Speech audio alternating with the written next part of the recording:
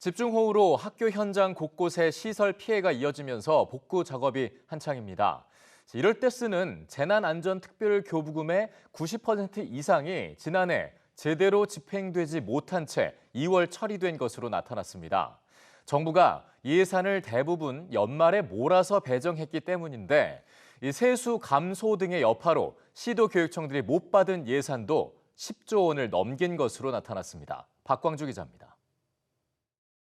지난해 국세 수입은 344조 1천억 원. 원래 정부가 예상했던 수입보다 56조 4천억 원이 부족했습니다. 세금이 예상보다 덜 거치면서 내국세의 20.79%로 구성되는 지방교육재정교부금도 10조 원 넘게 배정되지 못한 채 결국 불용 처리됐습니다. 세수 축의 오류로 지역교육청들은 당초 잡아둔 예산에서 졸지에 수백억 원씩 구멍이 나게 된 겁니다. 국회 예산정책처는 10년 전에도 비슷한 상황이 있었다고 짚었습니다. 2013년에도 정부는 1조 원의 교부금을 배정하지 않고 이 중 2,500억 원은 불용 처리해서 지적받은 뒤 시정하겠다고 약속했습니다. 예산정책처는 또 전체 교부금의 3%인 특별교부금도 법으로 정한 내용대로 쓰지 못했다고 지적했습니다.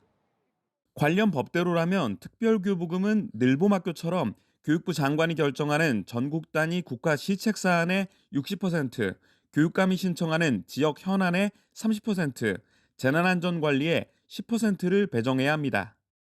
지난해엔 처음으로 이 법정 비율을 지키지 못하고 국가 시책의 70%에 가까운 예산을 투입했습니다. 또 홍수나 태풍 등 혹시 모를 재해를 예방하고 재해 상황에서 쓰기 위한 예산인 재난안전관리 특별교부금은 11월과 12월에 모두 배정되면서 교육청들은 이 예산의 93%를 쓰지 못하고 올해로 2월했습니다. 행정적인 프로세스가 당연히 있는데 그거를 고려하지 않고 4, 4분기에 주면 우리는 줬다라고는 얘기할 수 있지만 쓸 수 있게 줬다라고는 할 수는 없거든요.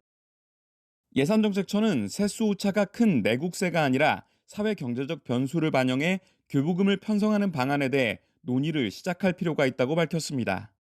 또 전문가들은 교육청 단위에서도 좀 더 재정을 잘 쓰고 관리하는 교육청에 지원을 늘려 재정 효율화를 추진할 필요가 있다고 강조했습니다. EBS 뉴스 박광주입니다.